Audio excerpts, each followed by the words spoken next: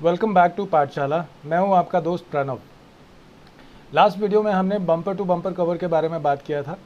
इस वीडियो में हम कोड ऑफ कंडक्ट्स के बारे में बात कर देंगे, जो IRDA की तरफ से डिसाइड किया हुआ एक टर्म्स एंड कंडीशंस है एजेंट्स और एडवाइज़र्स के लिए, जिसके तहत ये बोला जाता है कि आपको कस्टमर्स के सामने हमेशा सारी डिटेल, चाहे वो सामने हो या हिडन टर्म्स एंड कंडीशंस हो, आपको डिस्क्लोज करके कस्टमर्स को अच्छे से हैंडल करना होता है, उनको सही जानकारी देनी होती है।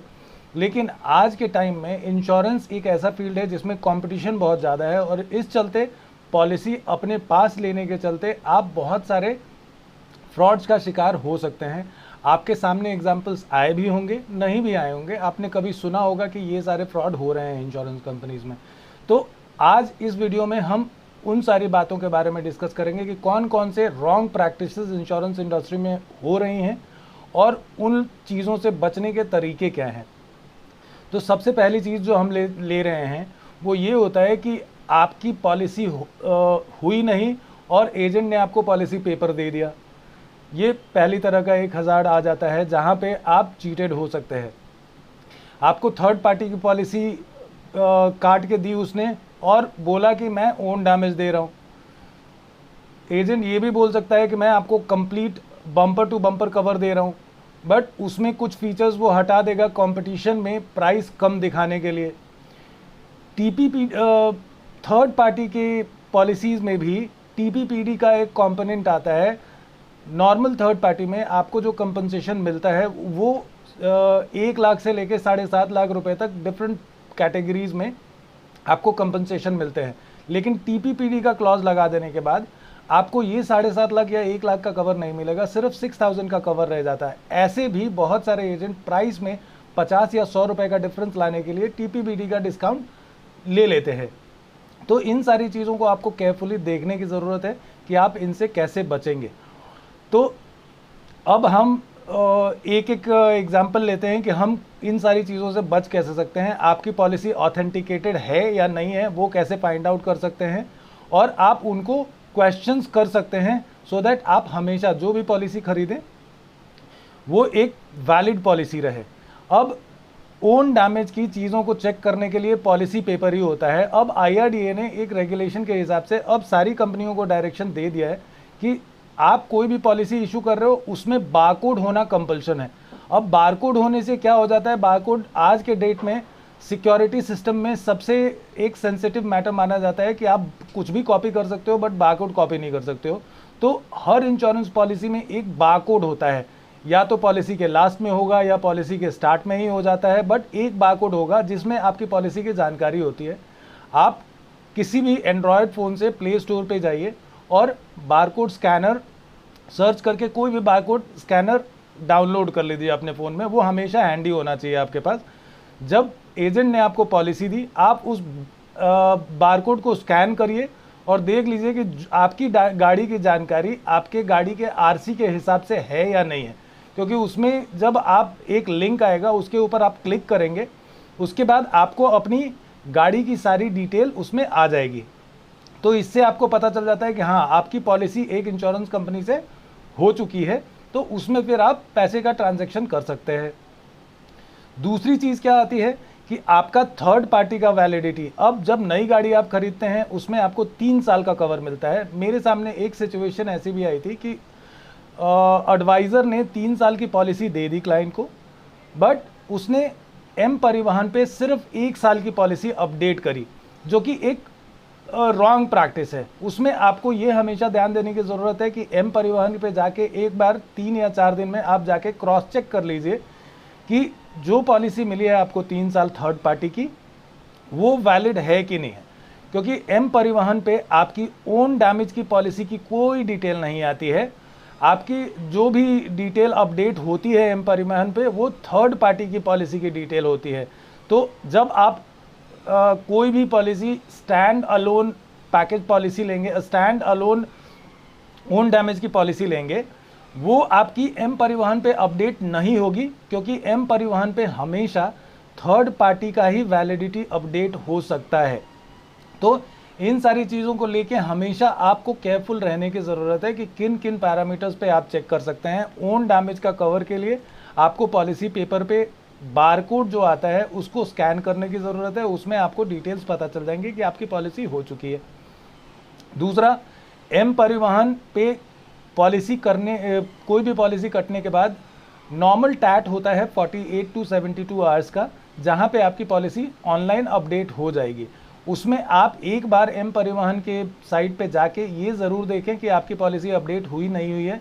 अगर नहीं हुई है तो आप एजेंट के पास दोबारा जाइए और उसको अपडेट करने को बोलिए। अगर वो पॉलिसी जेन्युइन हुई है तो वो आपकी पॉलिसी अपडेट होनी चाहिए एम परिवहन पे।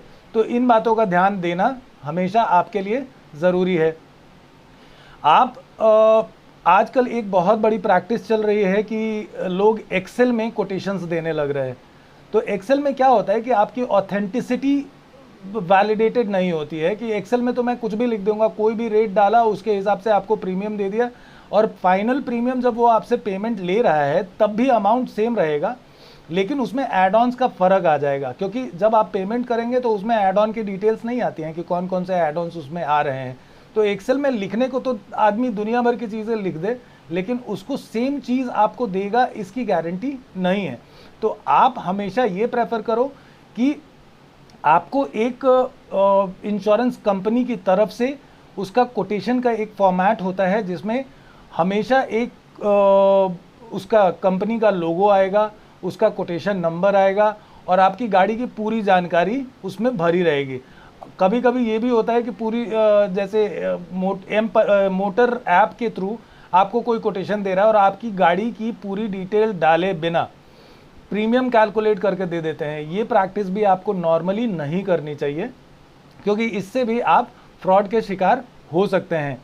पेमेंट कंफर्मेशन के बाद केवाईसी अपडेट करना, आज एक नया रेगुलेशन आ चुका है जिसमें आपको केवाईसी अपडेट कराना ज़रूरी है। ये आपके फ़ायदे के लिए है। जब आप क्लेम करने जाएंगे उस समय अगर आपके पास पैन कार्ड या आधार कार्ड या केवाईसी का कोई भी डॉक्यूमेंट मिसिंग है, तो उस केस में इंश्योरेंस कंपनी के पास ऑलरेडी आपका केवाईसी कंप्लीट है, तो वहाँ पे आपको एक ईज़ मिल जाएगा क्लेम सेटलमेंट के टाइम पे कि आपने ऑलरेडी अपना केवाईसी करवाया हुआ है। तो देयर इज़ नो नेसेसिटी कि आप दोबारा केवाईसी प्रेजेंट करो। अगर आपके पास हैंडी है तो देने में कोई बुराई नहीं है, लेकिन अगर केवाईसी होता है तो ये आपके लिए ही फ़ायदे की चीज़ है। ऐसा नहीं है कि एजेंट ने अगर आपको बोला कि नहीं केवाईसी के बिना भी हम पॉलिसी अपडेट करके दे देंगे, आपकी पॉलिसी वैलिड हो जाएगी। बात सही है कि पॉलिसी वैलिड हो जाएगी, लेकिन कुछ कंपनियां ऐसी हैं कि बिना केवाईसी के तो पॉलिसी ही इशू नहीं होगी। कुछ कंपनियां ऐसी हैं जो पॉलिसी पेमेंट्स तो आपसे ले लेंगी, लेकिन अगर 3 महीने तक केवाईसी उसमें अपडेट नहीं हुआ तो आपकी पॉलिसी ऑटोमेटिकली कैंसिल हो जाएगी और पेमेंट प्रोसेस हो जाएगा, आपको रिवर्सल का प्रोसेस हो जाएगा।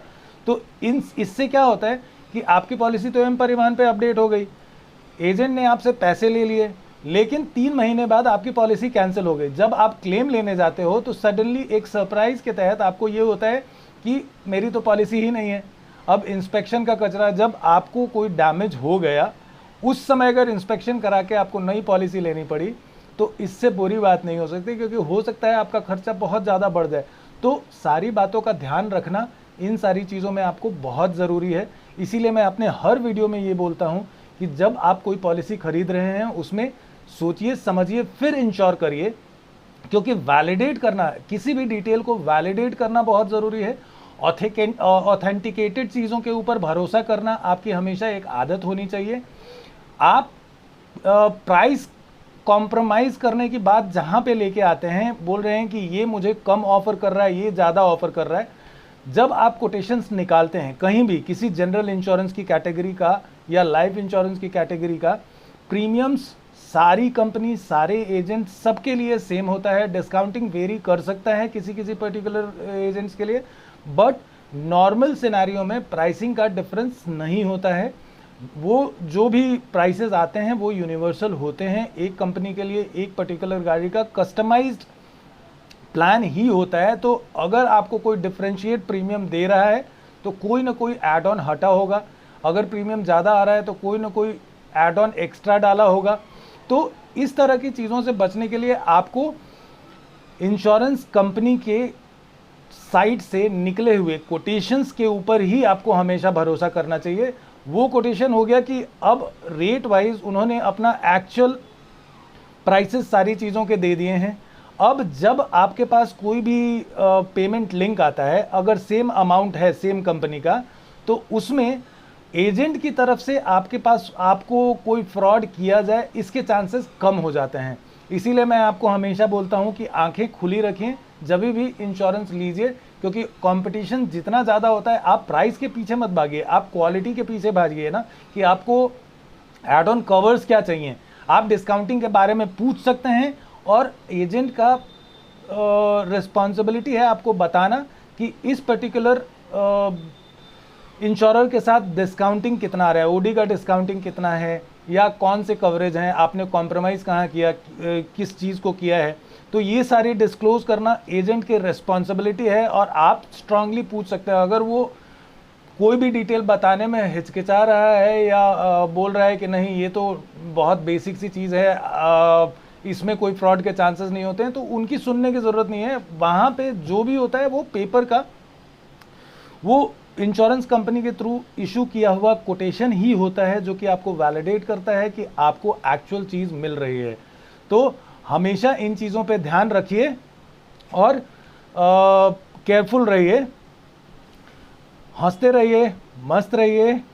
अगली वीडियो में मिलते हैं। मेरी इस वीडियो को देखने के लिए थैंक्स, और इस मेरे YouTube चैनल को सब्सक्राइब करना मत भूलिए और बेल आइकन पर क्लिक कर दीजिए, सो दैट आपको मेरे अगले वीडियोस की भी लिंक मिल जाए। Thank you.